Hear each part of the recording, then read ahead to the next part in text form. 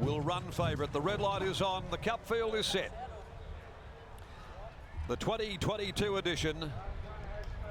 They're ready, set, and racing now in the cup.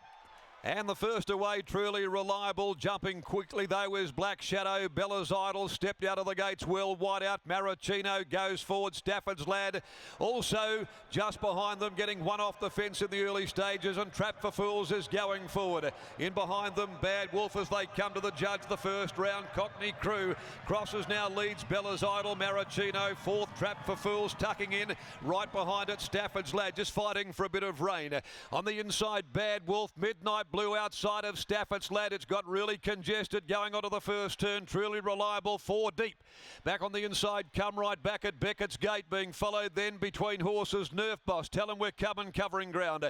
They're followed by Pure Devotion, Paddy Shadow, Black Shadow and Divine Shadow. All together, would you believe, here at the 1600, last of all Platoon, as Cockney Crew takes them out past the 1500, up onto the far corner at Northerly Lodge they go. And Cockney Crew leads the cup field by 2, Bella's Idol and Maraschino. Up running fourth, Truly Reliable, Trap for Fools on the inside. There's a move coming from Tell 'em We're Coming. He's around the outside now and he improves 3 deep. Followed further back, Bad Wolf and then Midnight Blue.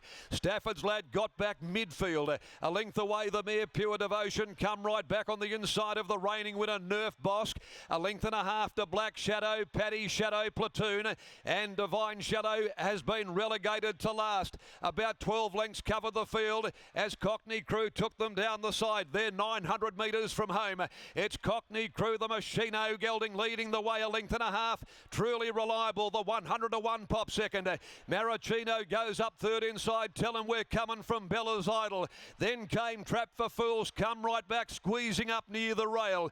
Bad Wolf a length away, followed by Midnight Blue. Paddy Shadow looking for the short way home, but got caught up in a traffic jam. Stafford's Lad got shunted back. Cockney Crew has raced away from them.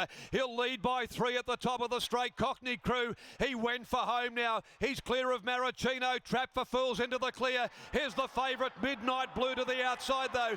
Come Right Back over near the fence. Paddy Shadow gets clear. Midnight Blue hit the front. They've gone to the 200. Midnight Blue kicks away from Trap for Fools. Look at Platoon. Here's Platoon and Paddy Shadow. Midnight Blue in front, clinging on. Midnight Blue wins it. Midnight Blue in the cup from Paddy Shadow. Platoon third. Pure Devotion, Stafford's Lad getting home when it was all over. In behind them, Cockney Crew, Trap for Fools, and his swan song has run a great race. Then Bad Wolf, Come Right Back and Nerf Bosk, followed by Bella's Idol, Tell 'em We're Coming and Maraschino. Further back to Truly Reliable, and Black Shadow and Divine Shadow are amongst the last to greet the judge in the Cup of 22. Paddy Carberry wins his second Perth Cup. It's 10 for Peter's Investments though. Midnight Blue, the So You Think gelding, the favourite, has taken out the cup. Given a great ride by Pat. It's been a fabulous carnival for him. He's been the beneficiary of the pickup rides in the cerise and white. He beats Paddy Shadow, the Bonnie mare, who's got right up on the rail as she got caught up at a crucial point. And Platoon was whizzing down the outside late, running on into third spot. Back there fourth is Pure Devotion, in front of Trap for Fools at his farewell to racing. 12, 13, 2, 14, the numbers after the running of the Tab Touch Perth Cup. It's another one here for Peter's Investments by So You Think out of Midnight Special. The Ascot Gold Cup winner now adds the Perth Cup to his record, having run third in the race to Nerf Bosk last year. And for Grant and Alana Williams, Patrick Carberry boots home his first Cup winner since Latilla Bay back in 2001. 2:30.83 is the time, 36.8 the last 600. It's a half a length and a long neck, the margins. The runner-up, Paddy Shadow, a Dane Shadow mare. She's from Paddy Milas, Raquel Williams and Sean O'Donnell. And in third placing, Platoon by Playing God out of Oriel, trained by Neville Parnham, ridden by Steve Parnham.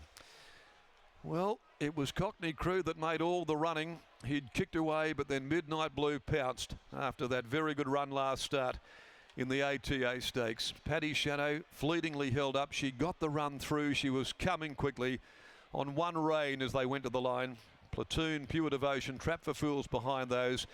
Stafford's Lad got back there into the field. He finished off the race particularly well, but again, the might of Peter's Investments and the Cerise and White Silks salute yet again here in the Cup. We go back over the years to Mississippi Delta, Star Exhibit on a couple of occasions, Delicacy and Real Love, and Western Jewel as well. And further on back, so many winners that have carried these same silks to victory. Pat did it, of course, on Old Latilla Bay as a 10-year-old back in 2001, as he returns back to the enclosure this afternoon, ending what has been a fabulous carnival once again for Peter's Investments. To the yard we go. Brittany's with us, and with the managing part owner in Bob Peters. I do have Bob Peters, and Bob, you can pull down your mask for the interview as we celebrate a 10th Perth Cup for you. You always say the first is the best, but I bet you this one feels pretty good too. Oh, they all feel good, but it's always the first that got us, because he was only a 3-year-old and it was 3,200 and he won by 6 or 7 lengths. So, what year was that? 1993. And here we are in 2022, and you win your 10th Perth Cup with Midnight Blue, a horse that had his issues coming into the race. As the crowd screams, you can't hear over me. You had an interrupted preparation with the foot. What were you thinking coming into today? Oh, that was a bit unfortunate, but you know, he'd caught up and he hadn't lost a lot of work. So obviously he just had the ability to be there. He ran in the race last year and ran well. So it proved that he could run 2,400, and he's done it again today. You mentioned early on in his campaign this time in that you were really happy with how he'd come back. Where did you see that improvement in him? Oh, he's just developed and matured. You only have to look at him, what a big, strong horse he is. A few people were asking me which one I liked, and I was going for him because, you know, because he's such a big, strong fellow and he's a year older than the other mare, and she needed to develop, but he's finally developed now. He was always a late foal and took a long time to catch up. You're often wanting to sit on the fence, not having a tip. You've tipped this bloke, and you're not a betting man, but you've had a little trifecta with the family. Well, I haven't had a bet for years. I just Sandra asked me to pick out a trifecta, and did you get it? No, I didn't get it. I think I got first, second, and fourth. So third, maybe first, third, and fourth, something. You were close, nonetheless. The lead-up wasn't without its drama, not just the hoof, but obviously the change of rider. I'm sure you had no hesitation in going to Paddy Carberry, given the recent association you've had with him. No, that's right, and he rode him last start there, so he knew the horse, and it worked out well. Clint had been riding the mare, so it worked out okay for us. Sure did. Your 10th Perth Cup. Go and enjoy this with the family. Well done.